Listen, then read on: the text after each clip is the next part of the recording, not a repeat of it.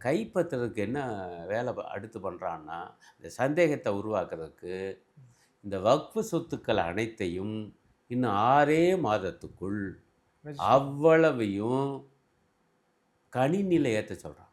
Data பேஸில ஏத்து அப்படிங்கிறான். தம்பி, இதெல்லாம் 200, 300 ஆண்டுகளுக்கு முன்பு கூட சொத்துக்கள் இருக்கும். அதெல்லாம் அந்த காலத்து பட்டயங்கள்லாம் எழுதி குடுத்துருப்பாங்க. அந்த காலத்தில கல்வெட்டுகளா கூட இருந்திருக்கலாம் சிலது. பெரும்பாலும் பட்டயங்கள் உருவாயிருச்சுன்னு வச்சுக்கோங்க, முகலாயர் காலத்திலேயே. இப்ப அங்கருந்து நீங்க பாருங்க, இப்ப திப்பு சுல்தான் எழுதி வச்சாருன்னு என்னென்னமோ சொல்றாங்க நெறைய. அவரு இந்து கோயிலுக்கு எழுதி வச்சிருக்காரு. அவர பத்தி தவறா பிரச்சாரம் பண்றாங்க. ஆனால் அம் பள்ளிவாசல்களுக்கும், தர்காக்களுக்கும், முஸ்லிம்கள் நடத்தக்கூடிய இந்த மாதிரியான சேவை நிறுவனங்களுக்கும் இந்து ராஜாக்களும் எழுதி வச்சிருக்காங்க, முஸ்லீம் ராஜாக்களும் எழுதி வச்சிருக்காங்க, இந்து பணக்காரர்களும் எழுதி வச்சிருக்காங்க, முஸ்லீம் பணக்காரர்கள் எழுதி வச்சிருக்காங்க 300, 400 ஆண்டுகளுக்கு முன்பே. அதுக்கெல்லாம் வந்து இவங்க கேட்குற மாதிரி மாடர்ன் டாக்குமெண்ட் கேட்டா எங்கெங்க போவாங்க? ஆனா இவ்வளவு காலமா அது வக்ஃபு சொத்து என்று வக்ஃபு நிறுவனத்தின் கீழ தான் இருக்கு.